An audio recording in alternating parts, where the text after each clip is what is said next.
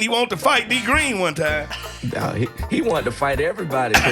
Because the freakish athletes, they going to be coming off the board. We're on the course. Who be your caddy? Bluefoot. Coming up on the Get Loud podcast, we are talking to a legend. Hall of Famer, my homeboy Champ Bailey. Champ's in the house, of course. Plenty of draft talk. Should we trade down? Should we stay where we are? Put that car in reverse. And also, it's your birthday week. It's my birthday. It's my birthday. It's my birthday. Welcome inside the Big Bear AI Command Center studio. It is the Get Loud podcast presented by SeatGeek, the official primary ticketing partner of the Washington Commanders. Find tickets to Commanders games and more at SeatGeek. My man, Fred Smoot. What's up, brother? I'm waking up, man. I'm loving I guess that's called fuchsia. Fuchsia? Is that the color of fuchsia? That's right sort there? of a Salmon. blush pink. Yeah, you know what I'm saying? Yeah. It's very springy. Oh, I'm ready for spring, man. Very springy. Man, thank you, man. Yeah, listen, man, I give you props, man. I appreciate you, man. How's your weekend? My weekend was great because the weather was great. I'm more one of these Nice. people, I mock the weather. If the weather's good, I'm good. And listen, just got out, took a long walk. You don't know how much you miss that sun Until it hits you. Until it hits you. Yeah. You're like, you know what? This is what it's to feel like every day. It's going to be a great show. We got Champ Bailey coming up later on. Champ Earl! Oh, my God. My guy. Nice job pulling him in, man. My first running mate, man. When Yeah. I first got here, it was me and Champ, man. That was my dude all the time. Been my dude since day one. I can't wait to talk to him. One of the greats. Also, we want to hear from you, so you can email us, watchtogetloud@gmail.com. You can call us, 703-726-7419.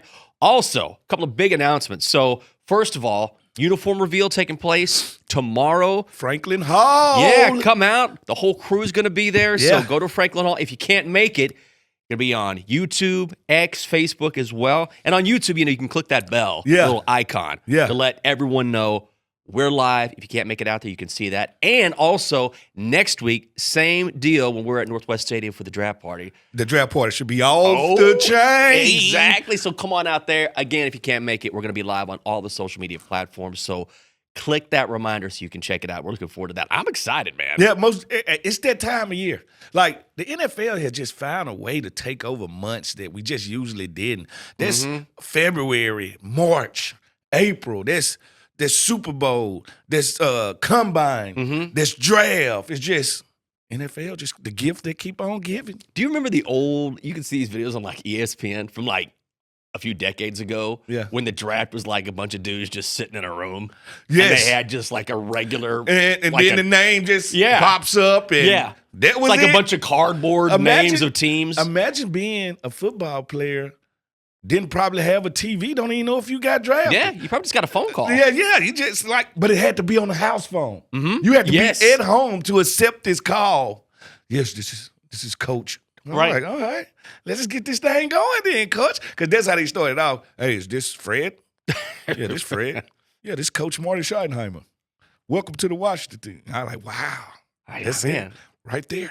It's amazing how it's grown. Like, not only is the event massive, then we talk about it for weeks. Well, it's taken on a life of its own. Yeah, it really has. It's taken on a life of its own, and it has went from what I think it used to be all together one day in the 80s.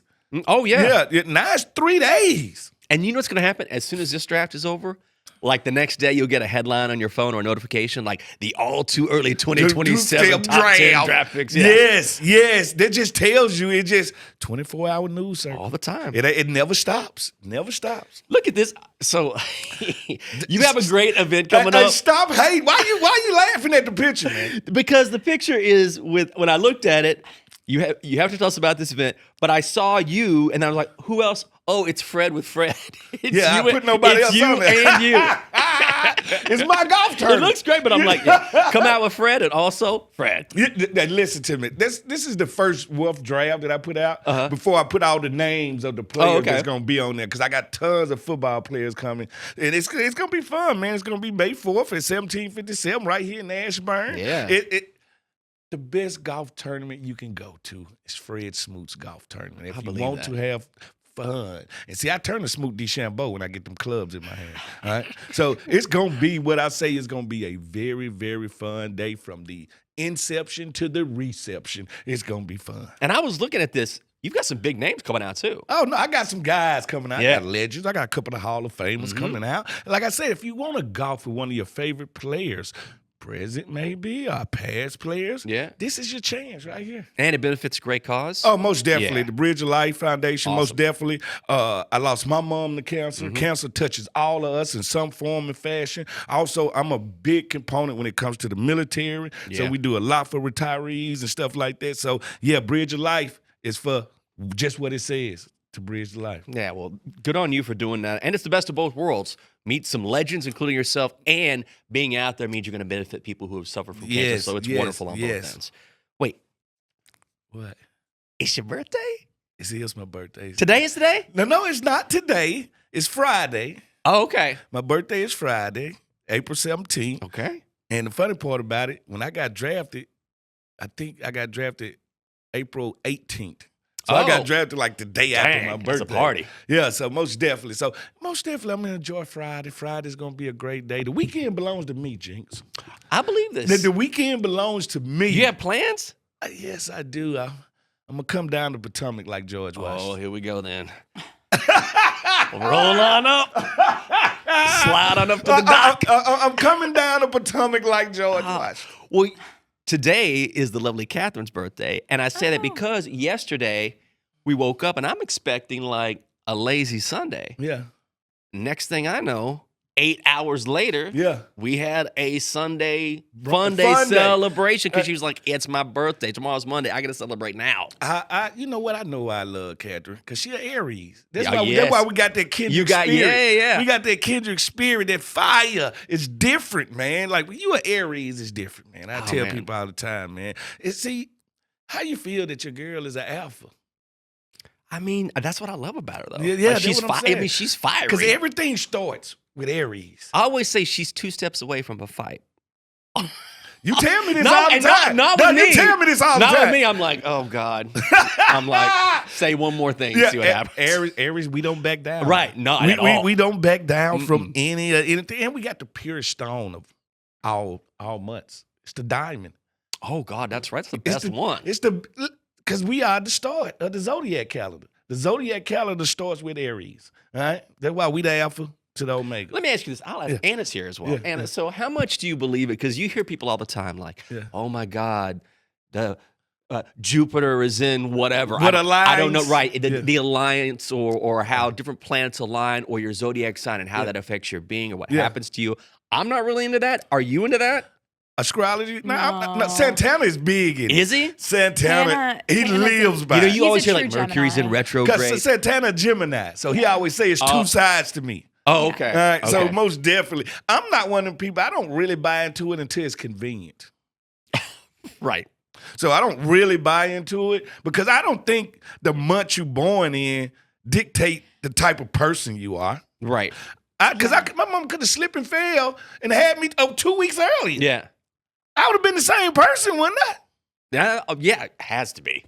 Yeah. I do feel like some of my personality traits align with being a Leo, but I don't know all of it if it's all me. But if I throw enough stuff against the wall, some stuff going to stick to you. Right. But it's entertaining. It's fun to ask. Like, it's fun to ask, like, ask people what their zodiac is, and then you're like, oh, are we supposed to be friends or not?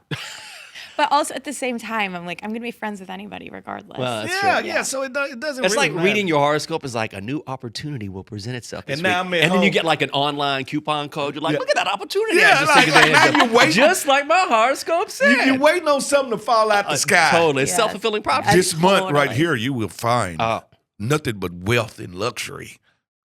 Where is it? No, I don't put it like this. I don't live by it. Yeah. I entertain it, but I don't put any stock in it. Stock it out. What's your sign, Jinx? I'm Sagittarius. Oh. Anything special about a Sagittarius? I don't know. We're supposed to be independent, likes others, gets along well with others. Isn't it like I don't know. Is it a topaz maybe? I think that's wrong. I'm not sure. Nobody. I don't know. I will say one time I did go to a fortune teller. Yeah. This is a year. Oh man. I've had a bad experience with that. You did? I shouldn't have gone. Years ago in DuPont Circle. I think she's still around. And so I go and you just like walk in upstairs and this guy answers like, let me see if she's feeling all right because she's so connected, right? So just creepy. She comes out. She's like, yeah, I can do a reading. And so she's doing tarot cards. And she's snap. She goes, you like your job. You're good at your job. You're getting a promotion in 1 year. And I was like, okay, a year to the week. You got a promotion. My boss called me in. That's the only time he called me into the conference room and he was like, the 10 o'clock show, you've wanted it. It's yours.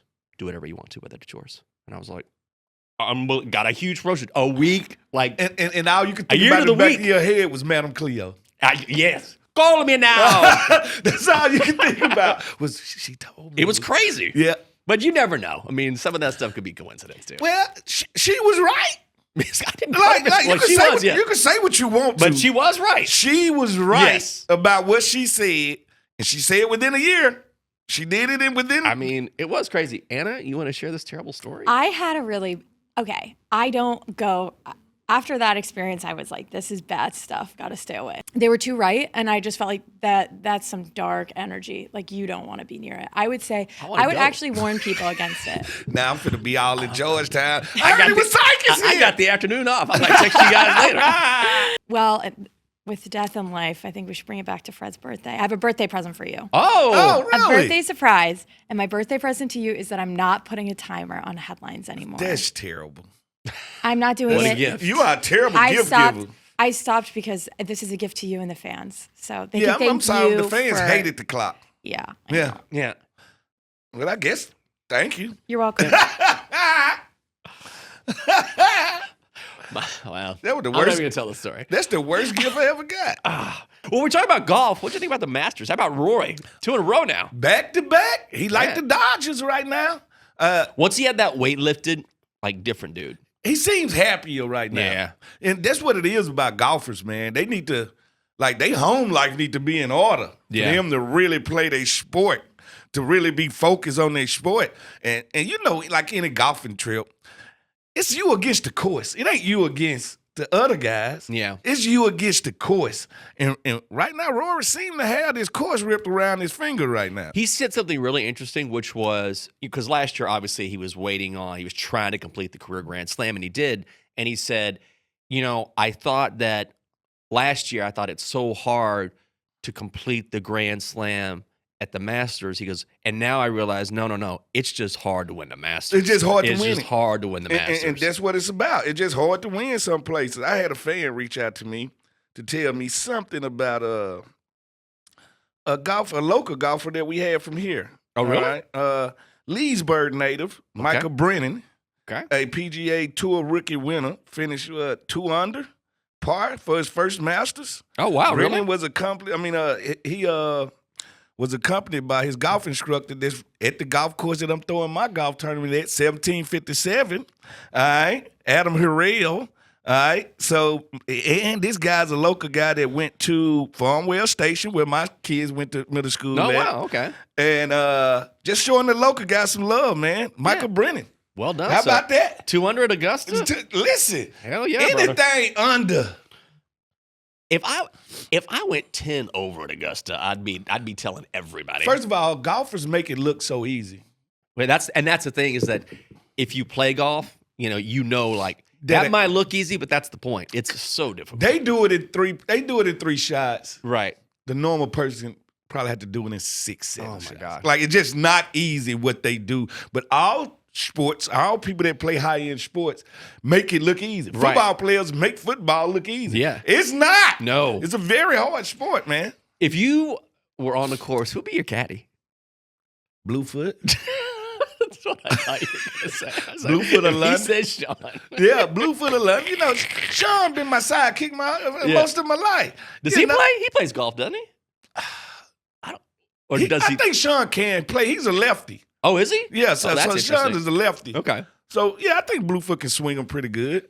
All right. Yeah, but Bluefoot at London will probably be my caddy. And I think what we don't think and get these golfers props for, because when I play 18 holes, I'm exhausted by the end of the day. They walk the course. Yeah. They walk the course. Well, I was trying to tell someone, we were having debates on this. This is about Tiger a few months ago. And they're like, yeah, but if Tiger gets on the course, I'm like, but the thing is, he almost lost his leg. Yes. And I know he's going through it right now, going to rehab and everything, so wish him the best. But I'm like, it's hard enough to walk 18 with that sort of physical and mental focus. Imagine walking on a leg where he has a permanent limp. It don't work. It takes him completely out of the game. Yeah. Like that's why they say that you got to have a good caddy now. Yeah, got to have a good caddy because I couldn't imagine carrying my own clubs. Oh, no. Listen, I just can't. What do you guys think about Rory blowing that 6-point lead? I don't know how to talk about golf. Six-stroke lead. Like, that was shocking. That ain't shocking. Making history and then golf is like a little bit. But he won the Masters for the record. I would say golf takes turns. I mean, the thing about at any other course or at a lot of courses, I mean, a 6-shot lead, no one has had that big of a lead after 36 the Masters ever. And it looked like he was just unstoppable. Finna run away with it. But the thing about Augusta, which is so fascinating, is that the best in the world, all it takes is a hole or two. And get stuck. He just couldn't get out of his way in the third round. Listen, and I know they got to be frustrated to get in the hole and you think this is a 2, 3, 4-stroke hole, and now you at 6, 7 stroke. That's different. I mean, even on the final hole, he had a 2-shot lead, and so, but then he goes right, like way into the pine straw, and it's like he's gonna make this dicey. Yeah, even at the end, it was like I don't know. It's you against the course, all right? Never against the players. It's you against the course, and it can get ugly. Some days I'm out there, I feel like this game was meant for me. Some days I get out there, I never played before in my life. He said the most baller thing. That made me so jealous. I think it was after the first round, and he was being interviewed, and he was like, yeah, I think I'm just going to go put on my green jacket and just have a drink. And I was like, okay, Rory. I mean, I do the same thing, but I was like, that's just quiet, this baller thing I've ever heard. Just give me the green jacket. Same one you gave me last year. Pour me a drink, please. Y'all know my size. Y'all know my size. Wow, I mean, must be nice. Yeah, hey, listen, man. When you're a baller, you got that confidence. And good for you, man. He's the best golfer in the world right now. Yeah, he's awesome. Ain't nothing you can do. So let's talk a little football on this show. Since we got champ coming up, we got the draft coming up, we got the uniform reveal tomorrow again, Franklin Hall. So come out, check that out if you want to. Which quarterback? This is an interesting question. So thank you, Anna, for putting this in the rundown. Which quarterback is under the most pressure in 2026? Quarterback. The hottest seat in the NFL. I hate to say this, considering that this guy won a Super Bowl just a couple of years ago. Jalen Hurts. Okay. Philadelphia's loud. And right now, they've already kind of kicking him out the door. No. They already positioning themselves to say, is it reminding you of Russell Wilson? It's giving off very Russell Wilson Seattle. Like when he, okay. All right, Seattle wins the Super Bowl. We know it's because of the Legion of Doom and Marshawn Lynch. Russell get all the accolades. I mean, he is a Hall of Famer. Is he? Yes. Russell Wilson will be a Hall of Famer. Is he? Yes. You don't think the last 4 or 5 years? See, I've had this. What has happened in the last 4 means nothing. There's this whole new, I feel like there's this whole new mindset that suddenly what you do at the end takes away from your career. No. But if you've won. It's how you exit the game. Yes. Do you know how many players have exited the game limping off, playing terribly? Did you know Joe Namath finished his career with the Rams? Listen, let me ask you something. Is Eli Manning a Hall of Fame? He will get in the Hall of Fame. I think you can make a strong case that he's borderline, but 2 Super Bowls and beating those Patriots teams. Oh, right. And we're talking about him limping in, right? Right. About 20 ballots from now, all right? If Eli just getting in there, one-time Super Bowl winner and Super Bowl loser, Russell Wilson. Yeah, but if you look at his career stats, people, I get it. You saw what happened in Denver. He's been bouncing around since then. He's not the same guy. But based on what he did in Seattle, people for a long time, he was a top 5 quarterback easy in the NFL. All I'm saying and he's got a ring. He got a ring, But so does Trent Dilfer. Come on. All I'm saying is this, man. I'm looking this up right now. Russell Wilson might be the most controversial Hall of Fame if. You sound like Richard Sherman. Didn't Richard Sherman say the same thing? I'm just telling you, I'm with Richard. Like, at the end of the day, I don't know if he's a Hall of Famer. I really don't know if Russell has done enough to win a Hall of Fame. Because one Super Bowl ain't going to just get you in there now. If you've done what he's done, his totality of work. All right, let's look at his stats right now, right? We know he is a Super Bowl champion. Yeah. He's a 10-time Pro Bowler. He's a 10-time First of all, we don't bowler. really count these Pro Bowls no more because they giving them out like cheese. But not Shedeur Sanders is a one-time Pro right, Bowler. But also, they weren't doing that when he was making Pro Bowls. The Pro Bowl he got like 3 of those in there that just... If he has 7 Pro Bowls, a 10-time Pro Bowler and Super Bowl champion, and God knows how many records he has set in Seattle. Is Jalen Hurts on a Hall of Fame arc? No. They the same dude. They might be, but Russell has accomplished more. Jalen had his moment for a couple years, right? Jalen got as many Super Bowls as Russell. But that's not the only thing you take into account, or Trent Dilfer would be in the Hall. Listen. A lot of dudes would be in the Nick Foles is not going to make the Hall, but he's got a ring. Most definitely. That's what I'm saying. Everybody that wins a Super Bowl or go to a Pro Bowl ain't going to the Hall of Fame. But a decade of Pro Bowls. All sorts of Super Bowl Seattle records and a Super Bowl. I'm not a Russ apologist. Like, I don't really like Russell Wilson, but the numbers are the numbers. How much did he really do early? He made 10 Pro Bowls and won a Super Bowl. Also, that's the Legion of Boom was incredible, but let's not act like Russell wasn't very good. He was good, he wasn't great. He was 10-time Pro Bowl great. Stop doing that. Don't do that. Do not do that. We need to ask ChatGPT or Gemini. No, I'm not asking a machine what? about sports. Well, then you can get an objective like, is Russell Wilson a Hall of Famer? Well, I can't believe I'm defending Russ so much. I don't even like Russ. Listen, I'm just saying, the politician known as Russell Wilson, it's going to be debatable. That's all I'm saying. How much do you think of this is because people don't really like Russ? Okay. A lot of it, yeah. So this is what we have. There's a case for and the case against because it needs to be fair. Case for: Pro Bowls, Super Bowls, statistical rankings, and efficiency. He's 5th all-time in passer rating. Case against: recent struggles, lack of MVP votes. He's never received an MVP vote, which is rare for a modern era QB in the Hall of Fame. No first-team All-Pros. He's never been named a first-team All-Pro and has only one second-team nod. And critics argue he was never considered the absolute best quarterback in the league during his peak. Yes. So it's like Tom Brady. Yeah. But also you could say that, like, look at Bill Belichick. He was the best at the time. No, Bill was the best of all time. I'm sorry. All time. So that's why his the case best for the Hall of Fame is so different than Russell Wilson. And that's why I say it's still that big if with Russell. And I know you don't see it, Jake. I think it's because people don't like him. He's unlikable. I get that. Yeah. But what I'm saying is it's a couple careers that I could like compare to his career that's not too far from each other. Okay. That's all I'm saying. I mean, you can make a case against it. Like, I hate coming off as the Russell Wilson apologist on this show. No. I totally understand how you feel, but it's an if in there. I guess, but if here's the thing too. If Eli gets in, and he's gonna get in. Well, Eli got the different pedigree, but Eli's getting in.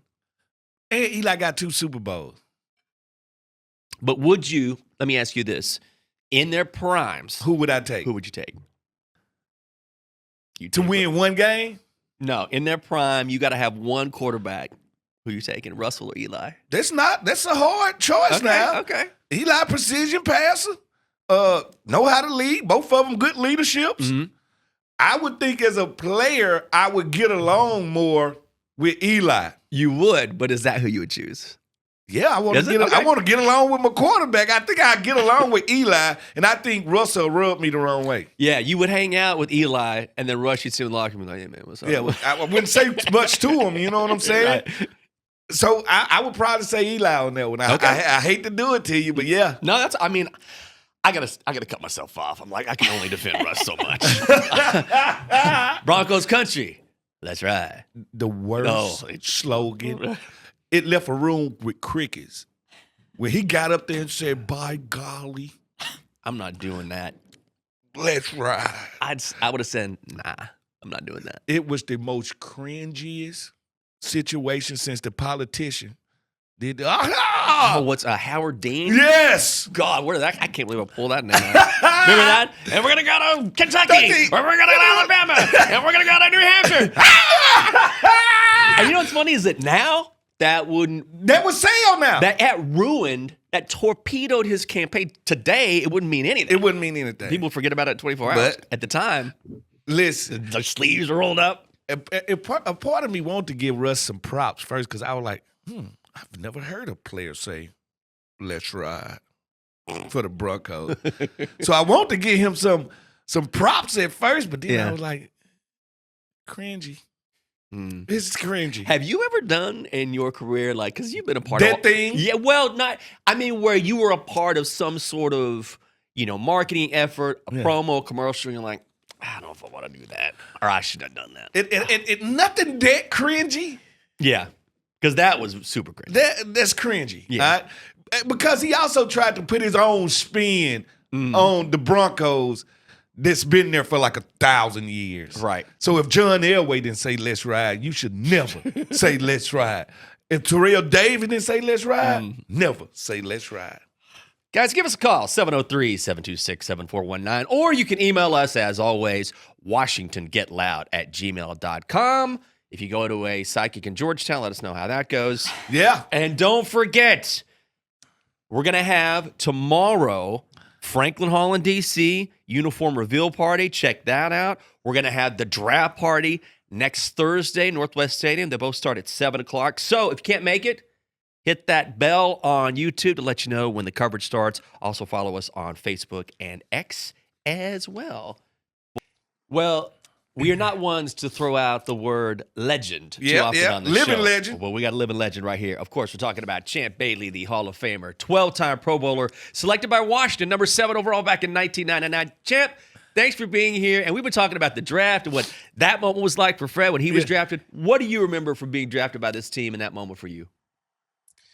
Wow, man, it was actually a crazy day. And, I think if you could remember, that was the year, it was 99, the year Ricky Williams got drafted too. So if you remember how he got drafted, the Saints traded all their draft picks to move up to number 5, and they traded him with the Redskins.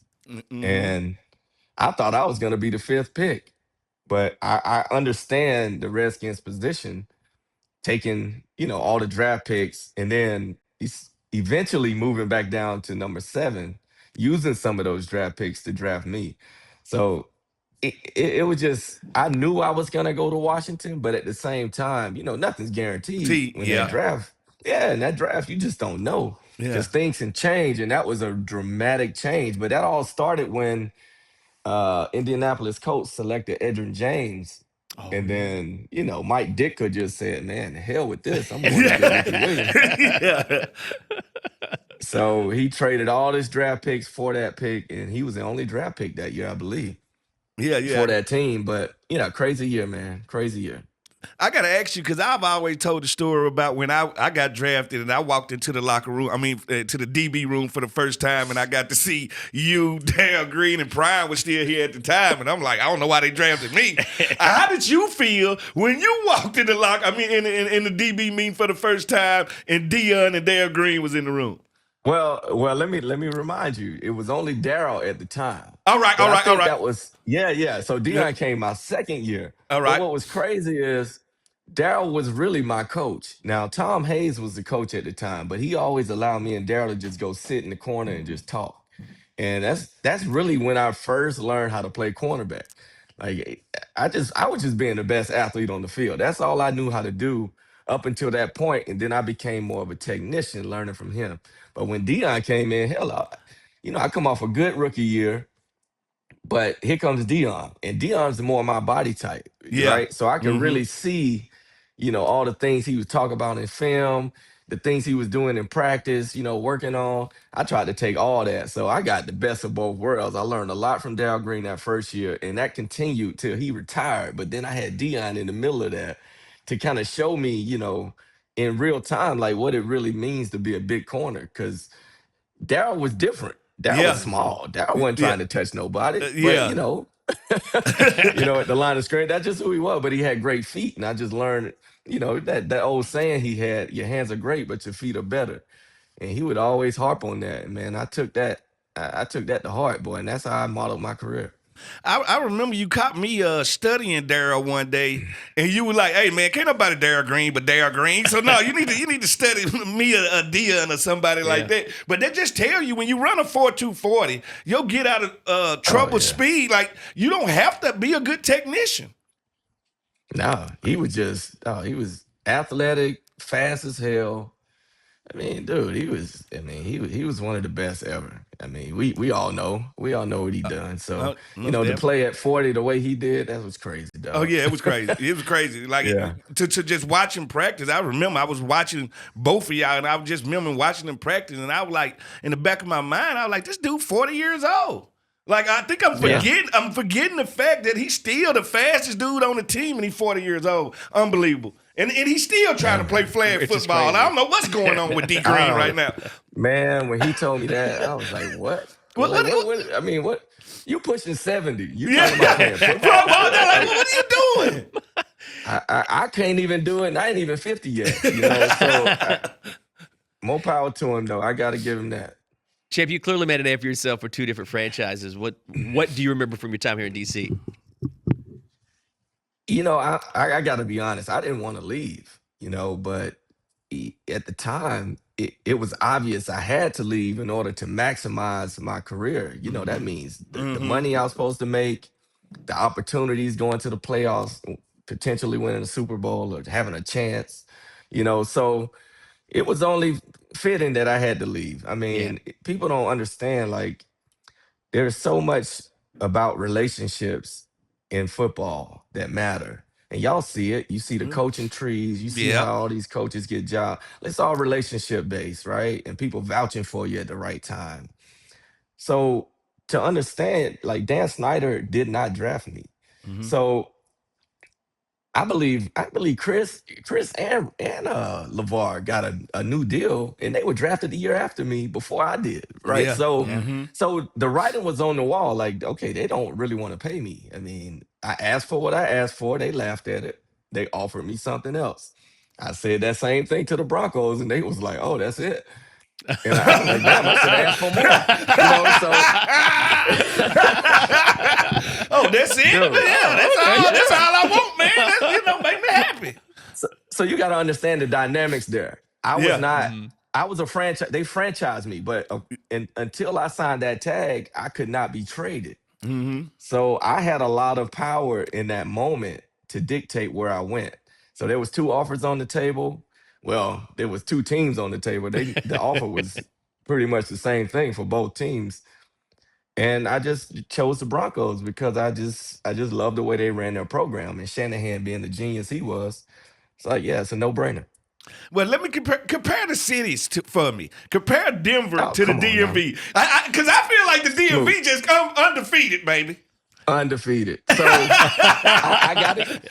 So you got to think it's a different dynamic because you got to think I walk into Denver as the highest paid cornerback, make all this money, all these things, right? So there is some impact there when I walk in the door because the expectations are there. But DC, I mean, we hung out a lot. Come on. DC was a problem, man. And I gotta say, I did not want to leave for those reasons because the atmosphere there, I mean, the fan base, the city, the nightlife, it was amazing. But at the same time, man, I had to look out. My career was most important, and I definitely made the right decision. It just wasn't, I didn't really want to leave. It was just, I had to do it. It was business. Yeah, I'm going to say, you had to do it. I left and came right back. Like it Exactly. happens. It happens, man. Exactly. When it's that time and it's that situation, you got to do what's best for the person and the player, not trying to make everybody happy. They always say, if you try to make everybody happy, you make nobody happy. Yeah. Nobody. You right about that, brother. Champ, when you look at today's game, who are some of the players that you really enjoy watching, particularly at the cornerback position? Pat Surtain. I Yeah. mean, and not because he's in Denver. He's a technician, and I saw it at Bama. So to be able to see him, go to the Broncos and play the way he did, and people thought I was crazy when I was saying this dude could be a Hall of Famer. I mean, look at him now, Defensive Player of the Year, Yeah. 4 or 5-time Pro Bowler. I mean, he's on his way. Yeah. Right. He's done it. He's done enough at this point to at least, get a lot of votes and probably be first or second ballot. I mean, that's what he's done up to now. And the dude's still young. So Yeah. I'm looking forward to seeing where he goes. He's definitely one of my favorites. Another guy, he hadn't even made it to the league yet, is Caleb Downs. Yeah. The kid from Ohio State. Yeah. I can't wait. He probably could have came straight out of high school and went to the pros. That dude has been the man from day one. Yeah. No, so I can't wait to see him get his career off the ground. When he went to Bama, I was like, oh yeah, he's 3 and done.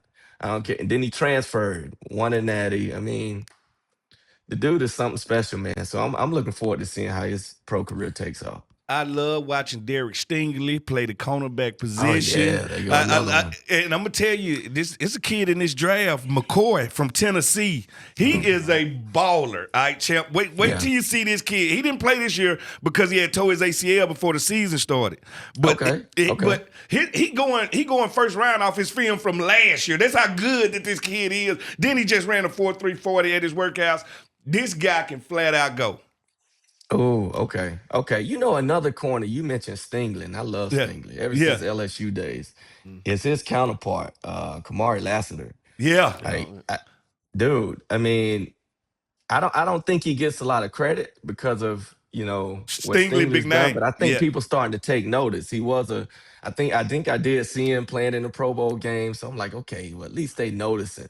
This kid is something special. So, and he's a bulldog, of course. Yeah, I've been saying that's why you brought him in there, because he's a bulldog. But Lassiter going through the Robin effect that I had to go through playing with you. With you, I had to make people throw back at you and gain my own respect over there. So Lassiter, I think Lassiter, like you said, Lassiter getting his props right now, though.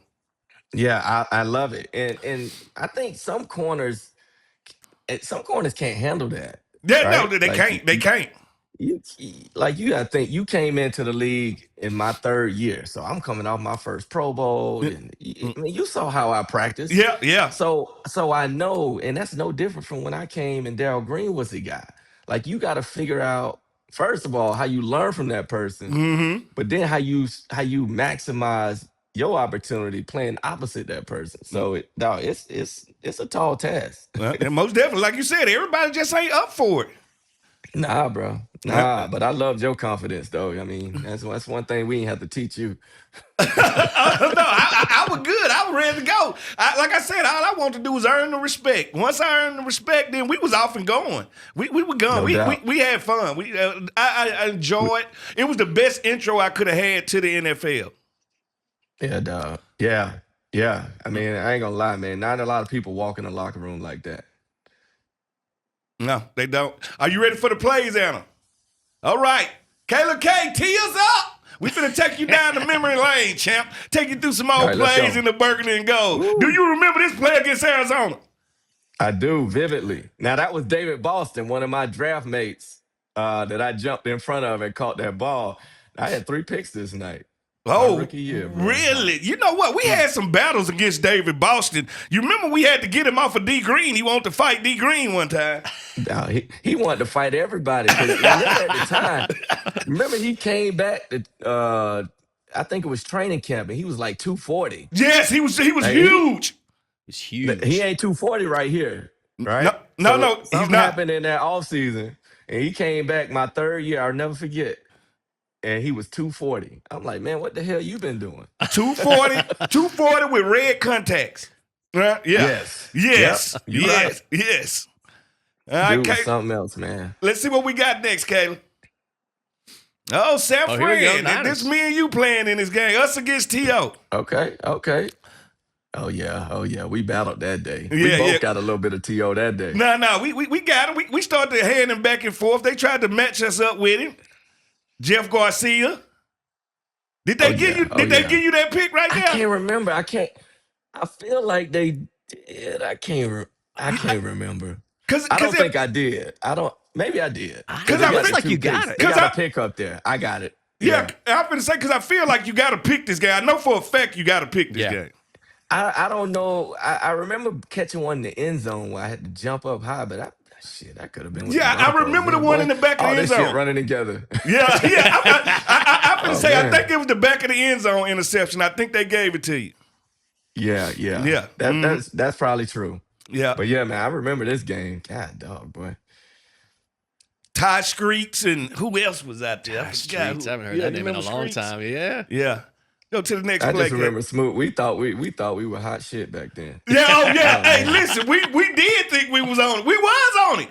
Like, you realize it wasn't a duo out there just really better than us at the time, man. Oh, look at it. Oh, you so slim. Look at it. The Slim Reaper. I'm talking about skinny as I can be. Oh my goodness, 150 pounds. But right, I can run and I can press. That was my thing. I can play press coverage. I was fine with that. And old Sam Shady out there. Shady doing good coaching right now too. Oh my god. Oh yeah, that's my dog, man. Champ, when you look back at your career, and of course you can go highlight after highlight, is there a particular player too that for you was your favorite? Oh, I always go back to my first pick in my career because I got Troy Aikman. And you got to think, I grew up, loving Troy Aikman. Yeah, idolizing him. Yep. All of them were in that game, too. So you had Emmett, Irvin, and Troy all in that game in my rookie year. First game of my career.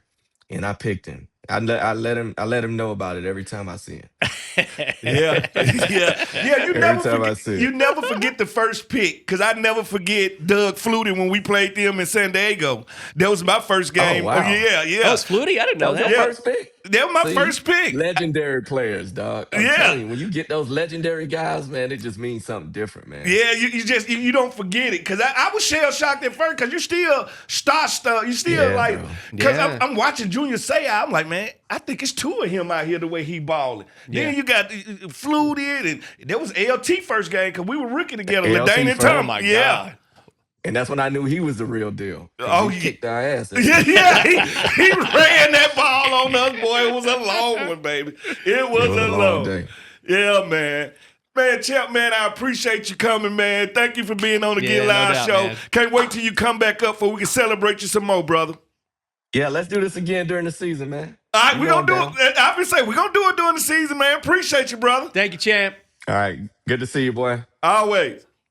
Let's pay some bills real quick. Commanders fans, SeatGeek is the official primary ticketing partner of Hail to the Commanders and here to help you experience all of the action from football to funk and any other live events at Northwest Stadium. SeatGeek has the tickets. SeatGeek is the official primary ticketing partner of the Washington Commanders and Northwest Stadium. And huddle up, Commanders fans. The Commanders Golden Pass raffle operated by the Virginia Lottery gives you the chance to win the ultimate fan experience. That means tickets, VIP treatment, special appearances by Washington legends, and so much more. Limited tickets are available, so just hop online, go to VALottery.com/commanders to enter the raffle today. That is VALottery.com/commanders and break. Voicemails? Emails, Anna? Yeah, let's start with an email. First email we have is hello crew of Get Loud. Lifelong fan. I appreciate the way that you keep us in touch with the team. My question is, in evaluating the OSU defenders, how do you account for the individual player when the team has just one dude after another at all positions? Thanks, Woody from West Virginia. How do you account for these dudes? Yeah. First of all, Sonny Styles is one of one. Born to play the game of football. A middle linebacker, you be like, at 7 is that high? No, it's not. Sometimes I'll get the player. Yeah. Get the player. I don't care. I don't believe in this draft value stuff. Mm-hmm. You can't tell me that a edge rusher has more value than a running back. Right. I do not want to hear that. Okay. You know why? Because me as an ex-defensive player, I would rather have a better D tackle than an edge rusher. Okay. The shortest way to the quarterback is right through the A-gap. Right. All right. It's more dominant D tackles that have Super Bowl than edge rushers. I would also say, because if you're asking, and I understand, I think the idea here, which is, okay, how could you not be good? There's dudes at every position. But I would flip and say, well, the reason why they are that good is because they have dudes like Arvell Reese and Sonny Styles and Caleb Downs. Like, yes, there's dudes everywhere, but the reason why as a unit they're so good is that individually they're so good. Ohio State has a first rounder at every level of his defense. At D tackle, first rounder. Edge, linebacker, first rounder. Defensive back, first rounder. Yes, they played off each other and they played through each other. That's how that defense was that good. But I don't think you can lose with drafting none of them. Yeah. Like Ohio State does this at times. They just show up at the draft sometime and be like, just here. Take everything we got to offer right here. We got your 9 first rounders right here. Yeah. That's what Ohio State does. That hurts so bad coming out. I know Bluefoot. Oh, my God. And you've seen that before where you'll see a guy who maybe plays a little bit better than he should because everyone around him is so good, but these guys aren't like that. No, they these just are individually. They elevate one another. Yeah, they are individually talented guys that just happen to be pairing with other talented guys. Exactly. Yeah, very Alabama. Both things can be true. Yeah, absolutely. Okay, next email wasn't really a question, but it was saying the national championship in swimming this year was won by UVA, not Texas. Oh. Just to verify. Are you sure? Texas won it last year, I want to say. Maybe that's what I was thinking. What they said, the national championship in what? Swimming. Texas swimming. Let me see. Am I wrong? I mean, I don't want to take away from UVA. Who UVA is a great school. won the national Not when it comes to sports. championship in swimming? I should have looked this up. I had it and then okay, UVA's women's and men's won. So women's swimming won the national championship. But the men UVA. won this year. But the men, UT Yes. won this year. So that's correct. So both are true. That's, you know, we have hit an all-time low when Texas is reaching for swim championships. We have reached a rock bottom. What do you mean? Texas, they brag about football. They have so many good sports. I hate to back Jenks up on this one. I believe that Texas won the award as, or at least one of 2 of the most accomplished athletic program in the country. Yeah, I was looking at like Mississippi State, and they had baseball like in 2021 or something. Yeah, we won that championship. And then it's been a while. But in your defense, Colorado, it's all skiing. No, y'all ain't won nothing. Our last football championship was like, what is it, 1990? Yeah. Before I was even alive. Stewart, Rashawn Shalom. Colorado was bad. Michael Westbrook. They used to be really good. Did you celebrate Denver winning the Frozen Four, winning the national championship? I watched it. They won it last year too, which was really exciting. Oh, did they? I didn't know that. Back to back. So that was exciting for them. I kind of celebrated. I saw it on the TV, and then I was like, went on about my evening. But exciting. I was actually in a bar in D.C., last call in D.C., and there was actually a small group locked in to Wisconsin and Denver. And I didn't know it at first, and all of a sudden I heard this roar. It's not a huge place. I turn around, and there's some Denver hockey fans high-fiving because they just tied it up with Wisconsin. I'm shocked the Minnesota Gophers didn't win, pull that thing out. It was the Final Four were North Dakota, Wisconsin, Denver, and Michigan. Yeah. Michigan done had a hell of a year right now. Michigan had a hell of a year. Crazy program. Yeah. Oh, last voicemail, and then we'll move on to our top 10. Okay. Hey, Jenks, Fred, Anna, Kayla K, Amanda, the whole crew. How do y'all do? Fred from Florida, man. Just get ready for prepping up for this draft. The Fred, the Smooth-alytics. I love it, man. This time of year, become a smoothaholic. Anyways, my question is kind of for both you guys. Called the second rounders, man. We don't have one this year, but Amos, Newton, and Sinet. These 3 guys in the second round, just need to see what your thought is on what they can bring to the table this year for us. Anyways, keep up the great work. Hail to the DMV and the Commanders. Thank you. Love y'all. Appreciate this you, is man. a big year for Ben Sinnott. Like, Ben Sinnott has to turn the corner this year. Yeah. He has to mature into the player that they thought he was going to be or that he should be. Mm-hmm. This is going to be a big year for him. Mikey Sanders still, he was one of them second round guys. I think Mikey gonna have could be his best year this year. Like, especially with this type defense we're about to play. Isn't this the time when a guy like that, who's kind of had ups and downs but showing flashes, now takes that step? Now everything just flattens out. Yep. Now I done had my good, I done had my bad, I done had my ugly. Now I know what this league is about. Mm-hmm. Now let me go have my best year. Right. So yeah, I can see him having his best year. Who was the other? Oh, it was Jazon Newton. was the other second Newton, round. yeah. I think Johnny Newton is ready to rock and roll. Good job using Jerzon, too. Yeah. Yeah. Yeah, because that's his name. I mean, that's his real name. His mama named him Jerzon. I'm going to call him Jerzon. All I'm saying is, I think last year, because I always tell people it takes one good game in this league to build your confidence up. Mm-hmm. And that 3-sack game he had, I think that just opened up the door and let him know, man, I could do this every game. Yeah. So I'm looking for those guys to really come into their own. That third year, you own it. Now is first year, rookie jitters and like you're trying to find out, do I belong? Second year, I'm trying to make this name stick in the league. Third year, I mean, this is mine. Right. This is mine. So yeah, I'm looking for these guys to have a hell of a year this year. That good, Anna? No more? Huh? Okay. Well, who's going in the top 10? So we're talking draft here. Everybody's asking about what's going to happen in the later rounds, with guys we've drafted. Maybe you can get some value because Commanders only have, 2 picks in the top 100, right? Yeah.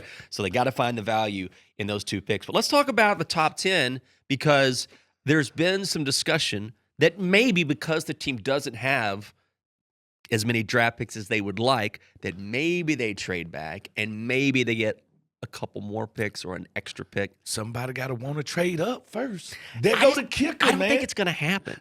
Like if somebody that, all right, some team has to fall in love with somebody that they think going in the top 10. Yes. Like that's how this happens. All right. And the only person I felt could have tilted this draft and made it awkward was Ty Simpson.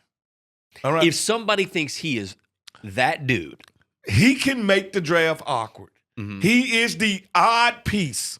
He is the one that he can make 4 players slide if he go in the top 10. Like he is the figurehead that makes everything go. But see, if I'm the Jets and I got the number 2 pick and the number 16 pick, I don't think Ty Simpson is going before 16.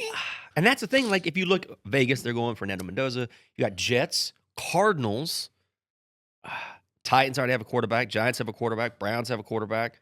Commanders. You get Saints. They got a quarterback. Yeah. Chiefs and Bengals. So there's not a whole lot of demand for the move up. Yeah. So that go the thing about you can want to put your car in reverse, but if it's a car behind you, you can't back up. All right, that's the thing about it. We can't back up until somebody want to pass us. And I don't know if somebody gonna want to pass us because for what player? Right. That's the key. The only other player I could figure somebody would shoot up the draft for has to be an offensive lineman. Yeah. Like that's the only other position that I could say could force somebody's hand because the freakish athletes, they're going to be coming off the board. And you're right. The reason why we're talking about Ty Simpson is normally it's a quarterback. Normally those are the dudes that teams trade up for, right? They need a QB. Everyone loves a quarterback. Maybe this guy's the new cornerstone, but outside of that, then there has to be someone that you covet. And I just don't know if that guy's there. But we don't know because draft boards are funny. Like, they are very funny. And it don't take, but it's always going to be somebody like the Cardinals that pick a player. You'd be like, what are they doing? Like, why are they doing it? Like, right. So it's going to be a team that make that why pick. Right now, if the Tennessee Titans, Coach Saleh is their coach. So when you hear defensive coach, first thing you hear, figure in your head like, oh, they're gonna go defense. Yeah. Why? When they got Cam Ward, want you to give him an offensive weapon? I don't think it's to me. And their defense isn't terrible, by the way. No, it's decent not. Defense. Yeah. But to me, it's only probably 1 or 2 first-round wide receivers in this class. To me. Mm-hmm. All right, so it ain't no Jamar Chase in this class. That's why, at least for the Commanders, I know a lot of people have said maybe you take Carnell Tate, but I think I'd look at a receiver later. Later. Yeah. I can get that production later. Exactly. Or something similar to it. Like the value is there because it's a deeper receiver class. Is he going to be a good pro? I think he's going to be a good pro. Yeah. I think he's going to have very much, because he was never the dude at Ohio State. There was Jeremiah Smith. So I think he's going to have that Terry type blossom career where he's going to be maybe the best out of the Ohio State guys that he had. Because to me, Terry was. Yeah. He outplayed the other guys that went first round. So I don't know, man. It's all it takes is one team to fall in love with you. That's it. That's all. That's it. I mean, just like when we were doing the draft coverage a couple years ago and Michael Penix was chosen by the Falcons and we were just like, all right, he wasn't supposed to go that high, especially after they'd signed Kirk, and we were like, I don't know what you guys are doing. I don't know what they was doing. I mean, so you never know. Yeah, you just never know. You never know. Like, that's the thing about the draft. That's why I say it's going to be one team in the top 10 that does something very funky. Yeah. Like, they're going to do something very funky. And I don't know what that funky is. We got to sit and wait. Yeah. But at least the draft is going to be faster this year. They didn't cut like a minute off the time. Oh, did they? Between picks. So it should, they needed to do that. It should be a little tighter. You know what? Since we're talking about the Falcons for a second, I asked you earlier which quarterback is under the most pressure this year. Yeah. Is Michael Penix under that pressure? Because he's going to compete with Tua, and if he doesn't become the starter this year, he's going to have to make some plays. Right. And these are two lefties, so I nothing know, isn't that crazy too? No, that is. But they both got kind of the same problem. The ball kind of dies on them sometimes. Yeah. But I think it's a good competition. Yeah. Because I actually think the Falcons are going to be a good team. Do you? I do. I really do think they're going to be a good team. So it is your birthday week. And now, because of your birthday, we're going to play Start, Bench, and Cut Birthday Edition. Anna, you want to lead us through here? Sure. All right. You guys can man. It was just a fun little activity. Start, bench, cut, bar crawl, house party, chill dinner. Okay. I think I know. All right. Cut bar crawl. Start house party. Okay. Bench chill dinner. Wow. Ooh. I actually wasn't expecting that. I would, you know what? I thought you would start bar crawl. No.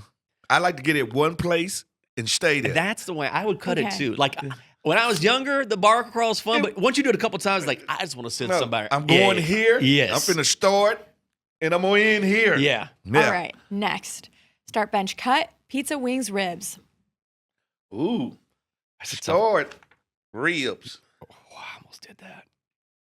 I'm cutting pizza. Yeah, pizza is cut. The wings got to stay. Yeah. I agree with that. Yeah. That's a good call. Okay. Start, bench, cut, cake, cupcakes, ice cream. Ooh. All right. Start cake. Cut cupcakes. Yes. Bench ice cream. Oh, you bench ice cream though? Yeah, well, I still keep it on the bench, Yeah. but I cut But the you gotta cupcake cut the because it's cupcakes to me are overrated. It's the frosting to cake ratio that's completely Yeah, it's overrated. It's too Wrong. much frosting. Yeah. way too much. Like if I get a good piece of cake, okay, I love some ice cream, so I'll crush some ice cream. But Yeah. the cupcake, it's like there's so much frosting I sometimes. don't look forward to a Yeah, cupcake. it's like just pure sugar. Yeah. Yeah. Okay, this one it's a two-part question. Start, bench, cut. You're like clutch friend, your funny friend, and your responsible friend. Now think about it. This is for your birthday party. Oh, all right. I want to start my funny friend because it's your birthday. You want to have fun. Yeah. That's what it's about. So you bring out your loudest friends on your birthday. Uh-huh. I'm going to cut my responsible friend. I don't need you this day. You won't make it home. I got Uber now. That's true. All right. I got Uber. I don't need him. Stay your bored butt at home. Right. This ain't your day. I'm gonna call you on Sunday when we go to church. Yeah. Now I don't need you. All right. I don't need you. Clutch friend. Bench. Yeah. on the Okay, who's who? Who is the friends? Yeah. We don't have to say who the responsible friend is if you don't want to, but that's a compliment, even though you're cutting them from your birthday I can say party. this. Sean is very responsible. Sean Springs is uber responsible. He is? I get no. Really? Now he's reckless in some fashions. Okay. But when it That comes is to not what I expected. when it comes to handling business, Sean is very responsible. I think London is funnier than people think.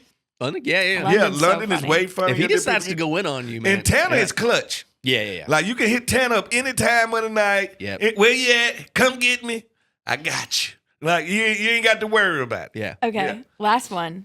Start, bench, cut. Oh my God. Pumpkin raisins, warm milk. Oof, this First is of the all, worst the one. first two, cut. Now you have to pick. You have to pick. Cut. All So right. you're Cut pumpkin. God, you just hate pumpkin. I hate it's useless, man. See, one thing I love, the one thing I can say about a raisin, it used to be a grape. I thought you were definitely going to cut raisins here. No, grape. I thought so too. Raisins Yeah, right. used to be a voluptuous, sweet grape. And shriveled up and useless. In this first form, it's everything you want. All right? A pumpkin in this first form, I still don't want it. All right? Nobody likes pumpkin. All right? Pumpkin, useless. All right? So most definitely, I keep the warm milk. Ooh, I mean, neither of these choices are great. In my head, I was like, yeah, I don't know, man. Yeah, listen, I'm just keeping it 100, man. Listen, pumpkins are just it, man. I'm going to tell you how bad pumpkins is. People just set them on the porch, cut a face in them, let them sit there for months. That's true. Even the squirrel don't like it. Well, man. I knew I knew it was just going to take one mention of pumpkin, and this was going to lose his mind. But this solidified it, that you cut it out the box. You kept raising box. Woo. Guys, don't forget, tomorrow, Franklin Hall, uniform reveal, YouTube, X, Facebook. Hit the little bell notification on YouTube to remind you if you can't make it so you can watch live. I'll be there. He's going to be there. I might drop by. Yeah, why not? Yeah. It's in your neighborhood. I can walk there. Yeah, he'll see you there. The Get Loud podcast was filmed at the Big Bear AI Command Center Studios. Big Bear AI offers mission-ready AI for a rapidly evolving world and proudly protecting the Washington Commanders and his fans. The views and opinions expressed by our podcast guests and or hosts are their own and do not necessarily reflect the views or positions of the Washington Commanders or any of their representatives.